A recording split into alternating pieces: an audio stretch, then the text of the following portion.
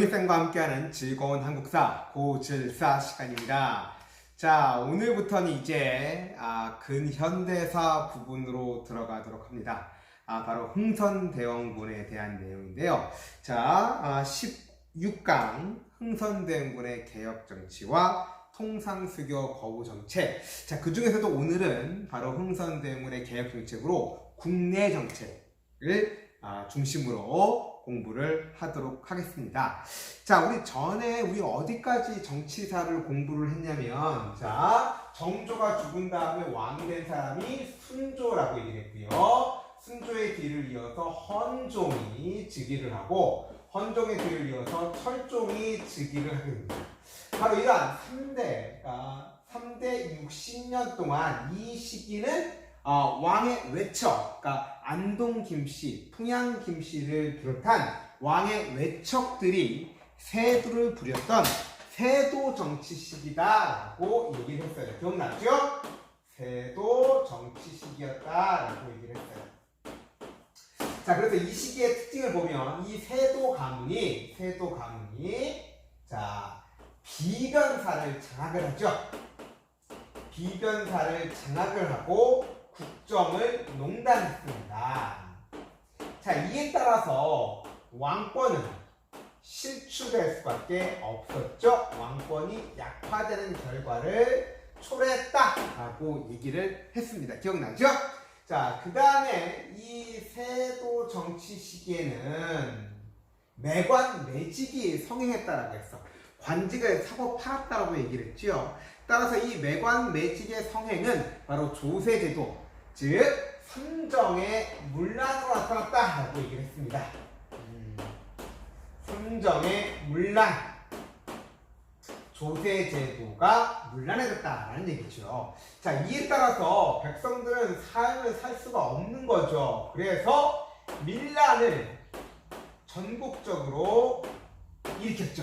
자, 백성들이 난을 일으켰다. 밀란이 전국적으로 일어나게 됩니다. 그래서 1801년에 홍경래의 난이라든가 1862년 진주에서 시작되어서 전국으로 확산되는 임술 농민 봉기, 이와 같은 밀란이 전국적으로 일어났고요. 한편 당시의 농민들은 참 먹고 살기가 힘들죠. 지금 살고 있는 이 현 세상은 정말 먹고 살기가 힘들어 너무너무 어렵다란 말이야. 그래서 구원받기를 원하고 내세를 기원하게 되기도 하고요. 또한 이러한 모든 고통이 결국은 신분제도에서 비롯된 것이기 때문에 바로 신분제도가 없는 평등한 사회를 꿈꾸게 됩니다. 자, 그랬기 때문에 바로 이 시기에는 천주교와 동학이 전국적으로 확산되는 그러한 결과를 초래하게 되는 것이죠. 알겠죠?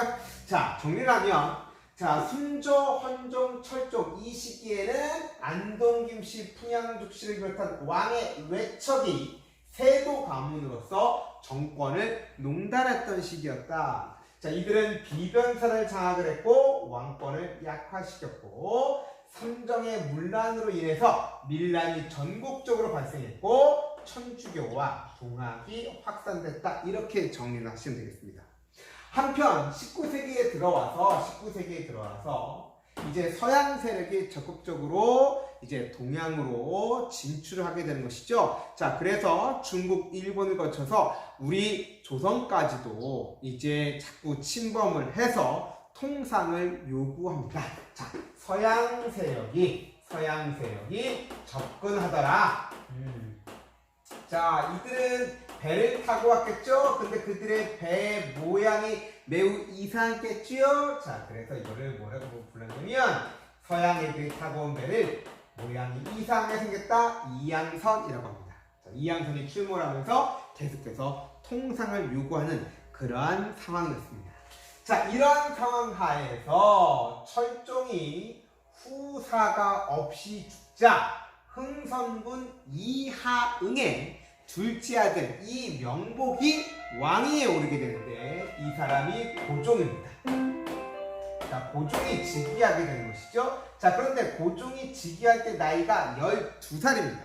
12살이면 왕권을 행사할 수가 없죠. 자, 이럴 때에는 보통 수렴청정을 하게 되는데 이 고종의 아버지, 친아버지가 살아 계셨기 때문에 바로 이 고종의 생부인 흥선대원군 이하의 권력을 장악하게 되고 이 흥선대원군의 개혁정치가 실시가 되는 것이죠. 자, 고종이 즉위하면서 흥선대원군이 실권을 장악을 하게 되고 이 흥선대원군이 세도 정치기에 문란해진 정치 기강을 바로잡는 개혁 정치를 실시하더라 이거죠. 자, 참고로 우리 대원군이라는 것은 뭐냐면 왕의 아버지인데 왕이 아니었던 사람을 높여 부르는 말이 대원군이에요.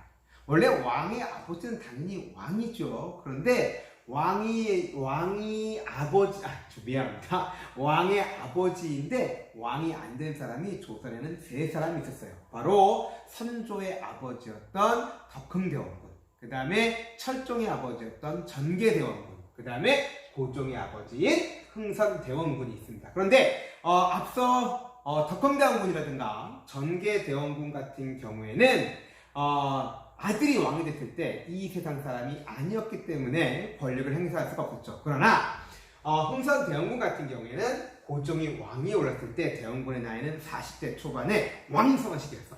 선생님보다 훨씬 더 어린 나이에 실권을 장악한 거지. 그랬기 때문에 이 흥선대원군이 실권을 장악하고 적극적인 정책, 개혁 정책을 펼치게 됩니다.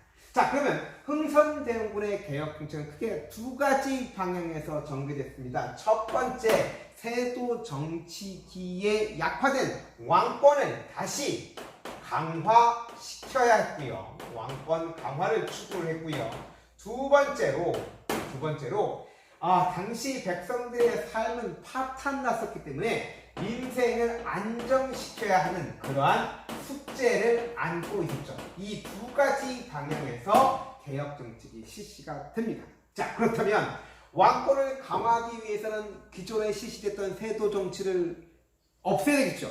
그럼 세도 가문을 몰아내야 되겠죠. 안동기시 일파들을 몰아내고 그리고 능력에 따라서 새로운 인재를 등용해야 했습니다. 특히 세도 가문이 장악했던 비변사 너무너무 중요하죠. 이 비변사 그대로 남겨둬야 돼. 없애버려야 되지. 그치? 비변사를 축소하고 아예 폐지시켜버립니다. 자, 비변사를 축소하고 폐지시켰습니다. 자, 그러면서 원래 비변사가 설치되기 전에는 바로 우리 의정부에서 국정을 총괄했다라고 했잖아. 그래서 의정부의 기능을 부활시키고 또 군사 업무를 담당했던 삼군부의 기능을 다시 부활시켰단 말이에요. 자, 잠시 좀 앞으로 가면 우리 임진왜란 때 아주 비상사태잖아요. 그랬기 때문에 국방 문제를 담당했던 임시기구였던 비변사가 국방 문제뿐만 아니라 재정, 인사, 외교 등 국정 전반을 총괄했다라고 얘기를 했죠. 그렇죠? 자, 그런데 이러한 상황에서 세도 정치가 전개되면서 세도 가문이 비변사를 장악하니까 세도 정치를 없애기 위해서 바로 비변사를 없애고 원래대로 의정부와 삼군부에서 행정과 국방을 담당하도록 했다. 이렇게 여러분들이 기억을 하시면 되겠습니다. 자, 두 번째로요. 바로 실추된 왕실의 권위를 내세우기 위해서 바로 임진왜란 때 불탔던 조선의 정궁 오리지널 팰리스, 그죠? 정궁이었던 경복궁을 복원하게 됩니다. 자, 임진왜란 때 경복궁이 불탔잖아. 폐허로 남아져 있었단 말이야. 폐허로 왕실이 머물렀던 조선의 왕조가 탄생했던 그 경복궁이 폐허가 되고 거기서 애들이 거기서 뛰어놀고 왕이 앉아서 정살도 보던 곳에서 똥 싸고 오줌 싸고 잡초 잘하고 이런 상황에서 왕실의 권위가 있을 수 있냐고요. 그랬기 때문에 흥선대원군은 왕실의 권위를 내세우기 위해서 경복궁을 중관합니다. 복원하는 거야. 우리 복원 읽지 말고 우리 교과서 용어대로 중관 이렇게 봅시다.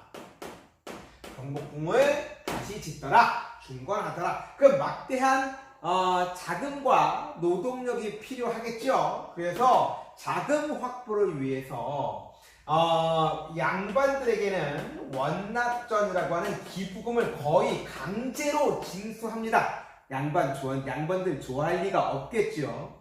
뿐만 아니라 이건 반드시 기억해야 돼. 자, 당백전이라고 하는 고액 화폐를 발행을 하게 되는 거야. 국가 재정이 충분치 않은 상태에서 경복궁 중건이라고 하는 대사업을 추진해야 되기 때문에 돈이 부족하지. 그러니까 고액 화폐를 발행한 거야. 백전의 가치를 지닌 화폐다. 이게 당백전이야.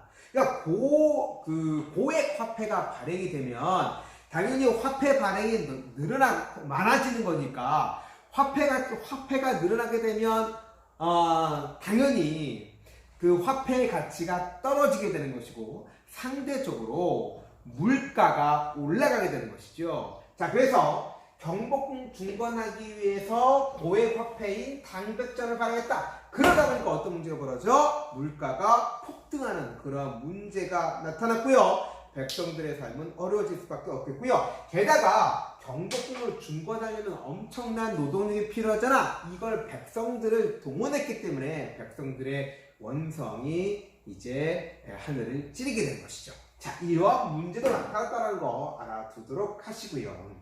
자, 그 다음에 민생안정 책입니다. 민생안정. 백성들의 생활을 안정시키기 위해서 뭐니 해도 시급했던 거. 첫 번째 뭘까? 바로 삼정의 문란을 시정을 해야 되겠죠. 바로 잡아야 되지 않겠습니까?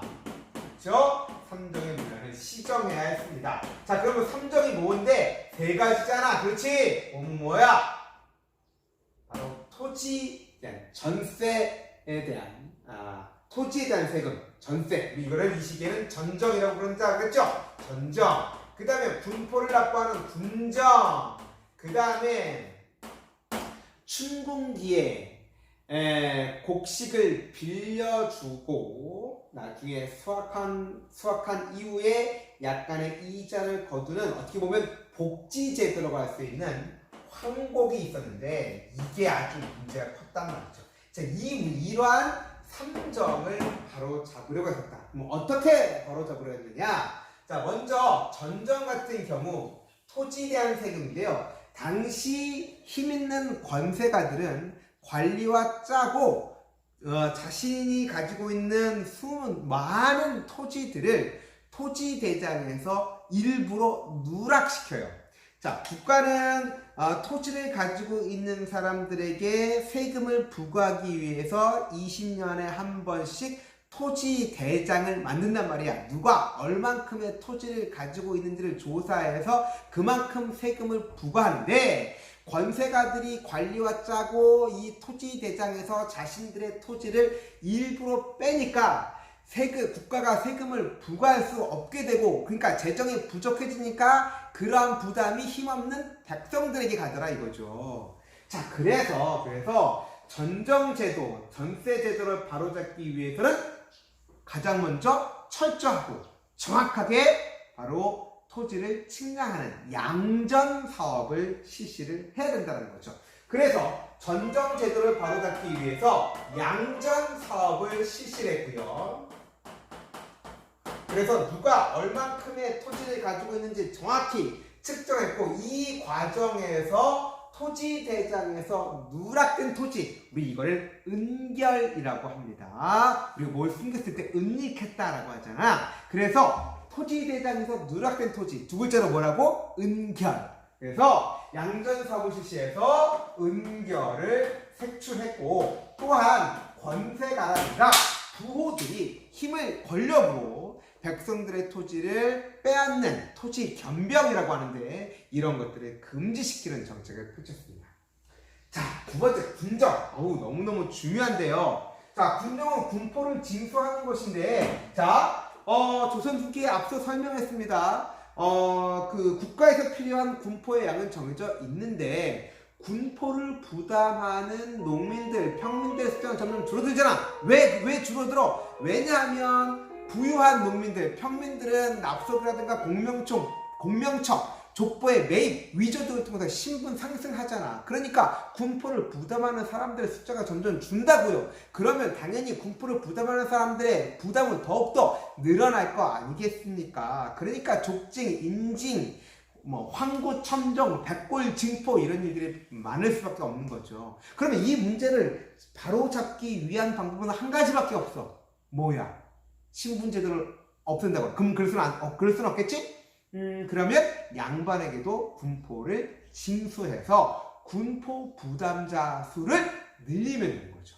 그래서 양반에게도 군포를 징수했습니다. 엄청나게 양반들 반발했겠죠. 그래도 강력하게 흥선대원군 그대로 카리스마 있게 바로 진행시킵니다.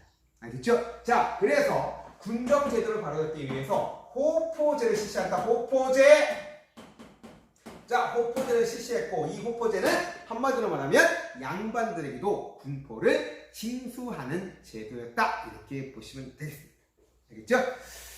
자, 그 다음 황복입니다. 황복은 원래 앞서 얘기했듯이 어떻게 보면 농민들을 위한 복지제도야. 그런데 이자를 거두는데, 그러니까 춘곡기 봄에 이제 곡식이 부족할 때 곡식이 없는 백성들에게 쌀을 빌려준단 말이에요. 곡식을 빌려줬다가 가을에 약간의 이자를 거두는데 그 이자가 점점 올라가.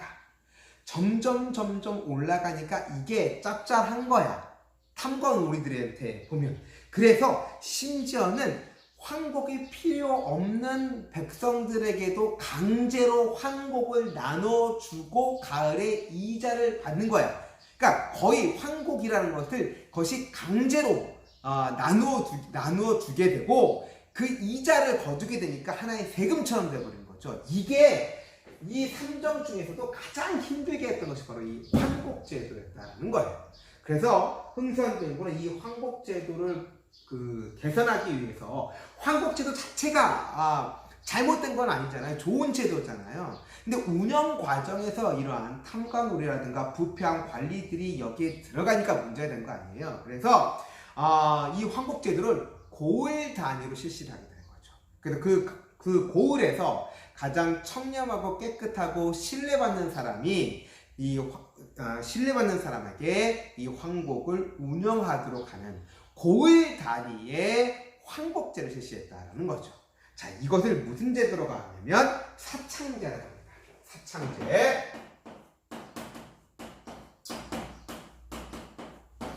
자, 그래서 요약하면 전정제도를 바로잡기 위해서 양전사업을 실시했고 이 과정에서 토지대장에서 누락된 토지 은결을 색출했고, 군정제도를 바로잡기 위해서 양반에게도 군포를 징수하는 호포제를 실시했고, 또 황곡제를 개선해서 사창제를 실시했다. 이렇게 여러분들이 기억하시면 되겠습니다. 자, 두 번째로 서원이죠. 서원. 자, 서원을 계속해서 얘기했어요. 서원은 중종 때 주세붕이 세운 백운동 서원이 그 시초인데 두 가지 기능이 있습니다. 첫 번째는 뭐냐면 선현봉사. 자, 그들이 그러니까 유생들이 따르는 아주 훌륭한 선비들을 모시고 제사를 지내는 그러한 기능이 있고요. 두 번째로 교육의 기능이 있습니다. 자, 그런데 이 서원이 결국은 붕당 정치가 전개되는 과정 속에서 붕당의 근거지 역할을 했고요. 또 이 서원이 가지고 있는 토지와 노비에게는 국가가 세금을 부과하지 않았단 말이에요. 그러다 보니까 이 서원이 첫 번째로 당파싸움, 붕당 정치 폐해의 근거지이고, 두 번째, 면세 면역의 특권을 가지고 있기 때문에 국가 재정을 좀먹는 그러한 역할을 했습니다. 게다가 이 서원이라는 것이 백성들을 수탈하는 역할도 하게 돼요. 왜냐하면 서원에서 첫 번째 기능이 뭐라고 하냐면 선현들에게 제사 지낸다라고 했잖아. 그러면 제사 비용들이 있잖아. 각 지역에서 유생들이 서원에 모여서 모시고 있는 퇴계 이황이라든가 율곡 이이라든가 뭐 우암 송시열이라든가 아주 쟁쟁한 그러한 그 선배 유학자들을 모시고 제사를 지내면 엄청나게 많은 선비들이 모일 거고, 이때 그 제사 비용이 발생하게 되는데 그 제사 비용을 인근 고을에서 그 근처에 살고 있는 백성들에게 부담시킨단 말이에요. 서원 제수전을 발행을 해서 이것을 강제로 나눠주고 이걸 받으면 갖다 바쳐야 돼. 그러니까 백성들을 수탈하고 힘들게 하는 그러한 역할을 했던 것이 바로 서원이었던 거죠. 그래서 이 서원을 당시 600개가 넘게 있던 서원이었는데 이 서원을 47개만 남기고 완전히 없애버려요. 그럼 당연히 서원에서 공부하고 있던 양반 유생들의 분노는 하늘을 찌르겠죠. 엄청나게 반대했을 겁니다. 전부 다 서울로 올라가서 상소 올리고 항의하고 데모했단 말이에요. 요즘 말로 하면 붉은 띠 두르고 말이에요. 항의 시위한 거예요. 자, 그런데 흥선대원군은 여기에 전혀 불복하지 않았어요. 심지어 어떤 말도 하냐면, 무릇 백성을 힘들게 하는 자는, 백성을 해치는 자가 있으면 공자가 다시 살아난다 하여도 내가 용서치 않겠다라고 하는 폭탄 선언을 한 거죠. 유교 국가인 조선에서 최고 통치자가 공자가 다시 살아난다 하여도 용서하지 않겠다라고 하는 아주 강력한 메시지를 던진 거 아니겠습니까? 그래서 반대하는 유생들을 완전히 다 몰아내고 서원철파를 강행을 하게 된 것입니다. 따라서 백성들은 너무나 좋아했을 것이고요. 물론 경복궁 중건 같은 것은 백성들이 이제 반대겠지만, 그러나 삼정의 문란 시정이라든가 서원철파라든가 이러한 흥선대원군의 정책, 이런 것들은 백성들이 너무너무 좋아했겠죠. 그래서 백성들이 바로 흥선대원군을 철저하게 따르게 되는 것이고요. 지지하게 되는 것이고요. 알겠습니까? 자, 이렇게 해서 흥선대원군은 이러한 개혁 정책을 펼치더라라는 거. 자, 이 내용을 중심으로 지금까지 제가 오늘 할 설명은 다 했고요. 매우 중요한 내용들이니까 여러분들 잘 기억을 해 주시고, 다음 시간에는 대외 정책으로 서양 세력이 침략하는 가운데 접근해 나가는 과정 속에서 그들의 요구, 그들의 통상 요구를 거부하는 통상수교 거부 정책을 펼치는데, 바로 이 부분에 대해서 공부하도록 하겠습니다. 자, 수강하느라고 고생 많으셨고요. 다음 시간에 만날게요. 다음 시간에는 바로 이제 면대면 수업을 하겠네요. 다음 시간에 만날게요. 안녕. PPT를 통해 제16강 흥선대원군의 개혁정치와 통상수교 거부정책, 그 첫 번째 시간 흥선대원군의 개혁정치를 정리하도록 하겠습니다. 흥선대원군이 집권할 당시에 국내외적 배경을 보면, 일단 국내에는 3대 60년, 순조, 헌종, 철정에 이르는 3대 60년 동안에 안동 김씨나 그 다음에 풍양 조씨와 같은 외척 가문이 세도를 부리는 세도 정치가 전개되었습니다. 이에 따라서 매관매직이 성행을 하고 삼정이 문란해졌으며 백성들은 밀란을 전국적으로 일으키기도 했습니다. 또한 서양 세력이 이제 점차 접근을 해오는 것이죠. 그래서 그들은 통상을 요구하면서 조선에 접근을 해왔습니다. 이에 따라 국내에서는 서양 세력에 대한 위기의식이 고조되기도 했죠. 한편 평등사상을 지닌 천주교와 동학이 일반 민중들을 중심으로 급격히 확산되는 상황 속에서 흥선대원군이 집권하게 되었습니다. 흥선대원군은 이러한 시대적 배경 하에서 왕권의 강화와 민생의 안정을 추구하는 개혁 정책을 펼치게 되죠. 그래서 먼저 비변사를 축소, 폐지시키고 의정부와 삼군부의 기능을 부활했습니다. 왜냐하면 세도 정치 시기에 세도 가문들은 비변사를 장악해서 국정을 농단했기 때문에 왕권의 약화를 초래했습니다. 따라서 그러한 역할을 했던 비변사를 축소하고 궁극적으로는 폐지함으로써 왕권을 강화하기 위한 그러한 의도였다라고 볼 수가 있습니다. 두 번째로 백성들의 민생을 안정시키기 위해서 우선 삼정의 문란을 시정했습니다. 바로 잡았다라는 얘기죠. 토지세인 전정은 양전 사업을 실시했습니다. 양전 사업이라는 얘기는 토지를 측량하는 사업으로서 누가 얼만큼의 토지를 가지고 있는지를 정확히 파악해서 그것을 토지대장에 기록을 하고 이것을 바탕으로 해서 세금을 걷게 되는 것이죠. 그런데 당시에는 권세가들이 관리와 짜고 자신들의 토지를 토지대장에서 의도적으로 뺐기 때문에 그 토지세가 세금이 제대로 거치지 않고 거기에 대한 부담이 일반 농민들에게 전가되는 그러한 결과를 초래했기 때문에 흥선대원군은 양전사업을 제대로 실시했습니다. 이 과정에서 토지대장에서 누락된 토지, 즉 은결을 색출하고 여기에 세금을 부과하게 된 것이죠. 한편 군포를 징수하는 군정은 호포법을 실시를 해서 양반에게도 군포를 징수했습니다. 또한 황곡은 고을 단위의 황곡제라고 할 수 있는 사창제를 실시했습니다. 또한 붕당의 근거지이며 그 다음에 면세 면역의 특권을 지니고 있었으면서 동시에 백성들의 수탈에 앞장섰던 서원을 당시 600개가 넘게 있던 서원을 47개만 남기고 철폐하는 조치를 취했습니다. 마지막으로 추락한 왕실의 권위를 내세우기 위해서 경복궁을 중건했고요. 그 중건 비용을 마련하기 위해서 당백전을 발행을 하고 원납전을 징수했습니다. 당백전이란 얘기는 일당 100, 즉 100배의 가치를 지니는 화폐다라고 보시면 되고요. 이런 고액 화폐가 발행되었기 때문에 바로 물가가 폭등하는 그런 결과를 가져왔다라는 것도 알아두셔야 될 것이고요. 원납전은 양반들에게 거의 반강제로 거둔 기부금이다 이렇게 보시면 되겠습니다. 전체적으로 얘기를 하면 흥선대원군의 개혁정치는 경복궁 중건을 제외하고는 백성들로부터 큰 호응을 받는, 또한 양반들에게는 많은 비난을 받았던 그러한 정치였습니다. 그렇지만 당시 흥선대원군은 세도 정치기에 불란해진 정치 기강을 바로잡는 어떤 개혁 정치를 펼쳤다라는 걸 여러분들이 기억하시면 되겠습니다.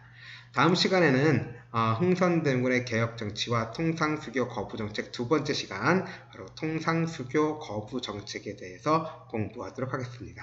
다음 시간에 만나겠습니다.